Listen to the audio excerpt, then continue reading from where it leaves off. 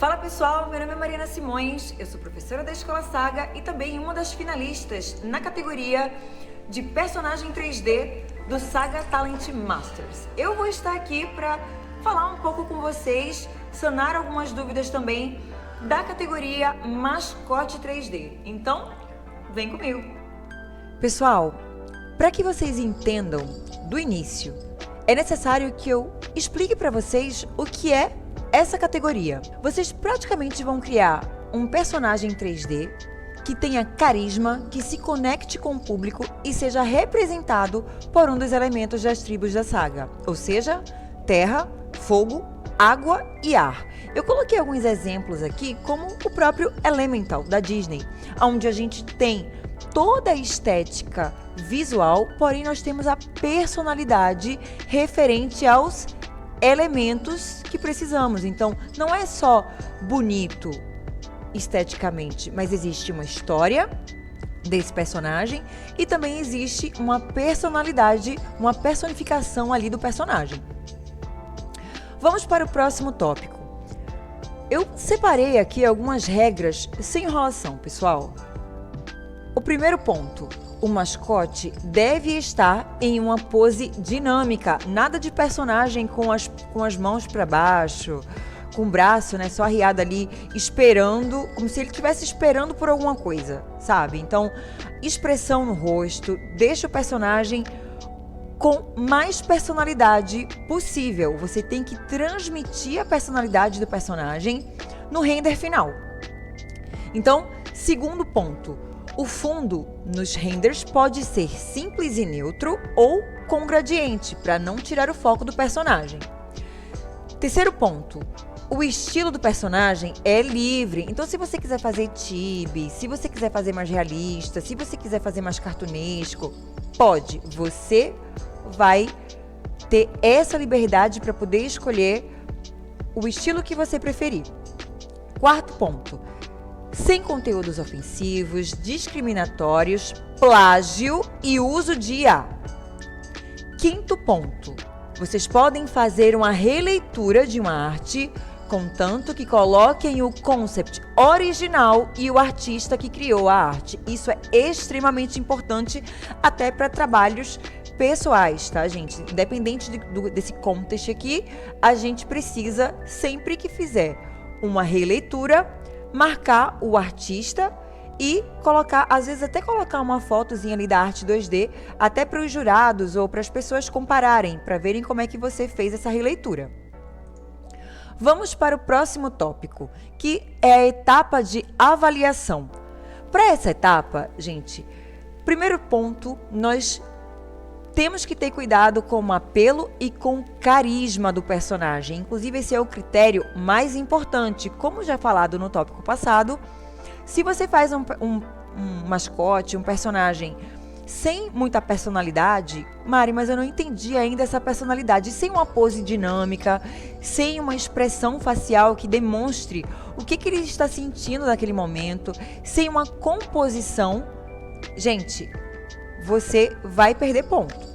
Então, o segundo ponto, já vou passar para o segundo ponto, nós temos que trabalhar com a qualidade da modelagem. Não modelem de qualquer forma, gente. Por quê? Porque vai ser avaliado a silhueta, as formas, as proporções e a topologia do seu personagem.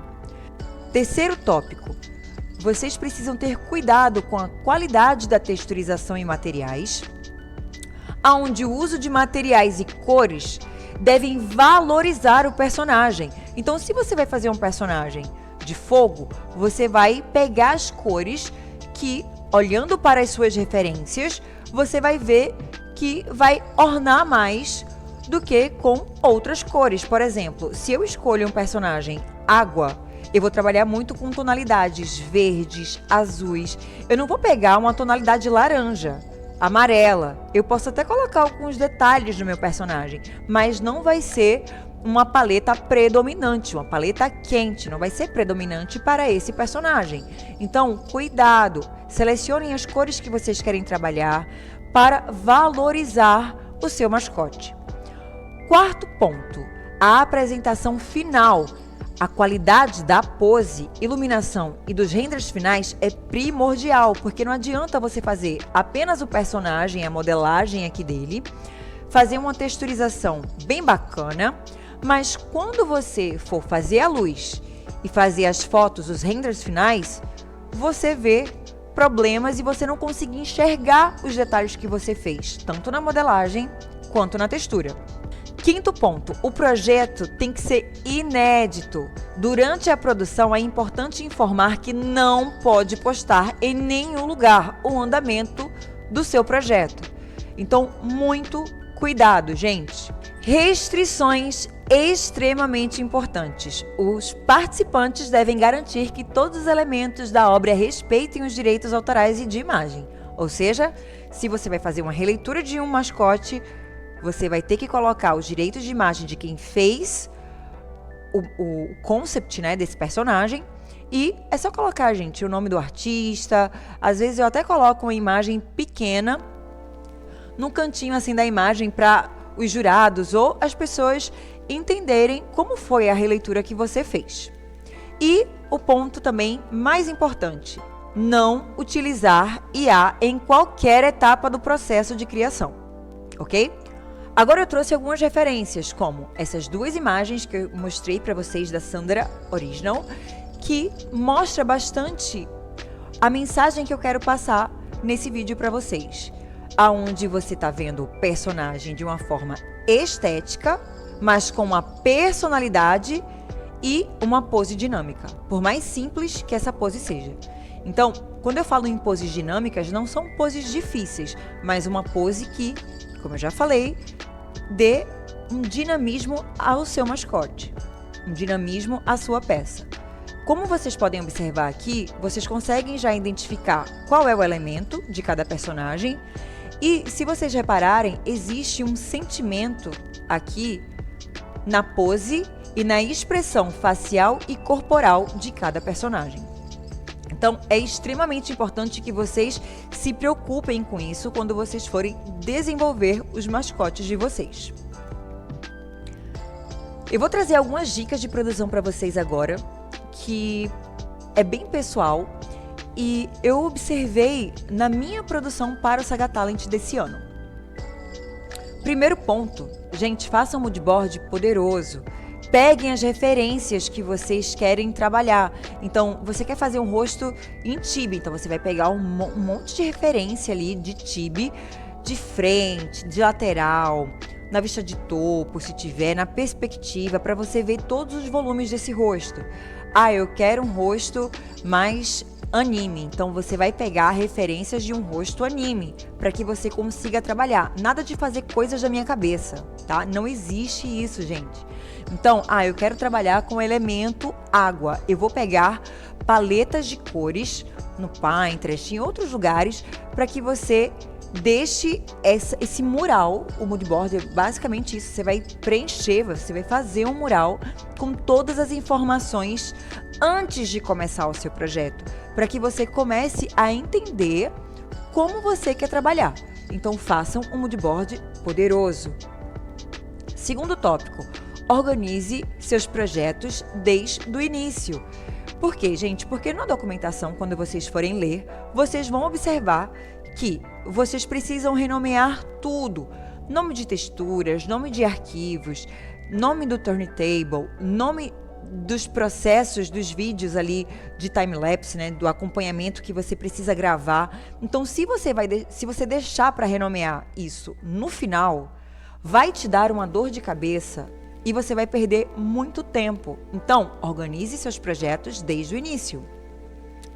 Terceiro ponto, procure por estudos de poses dinâmicas que passem uma personalidade, que foi o que eu já falei para vocês antes. E o quarto ponto, e não menos importante, não deixe de fazer as mentorias. Quando a gente troca ideia com outras pessoas, a criatividade flui mais.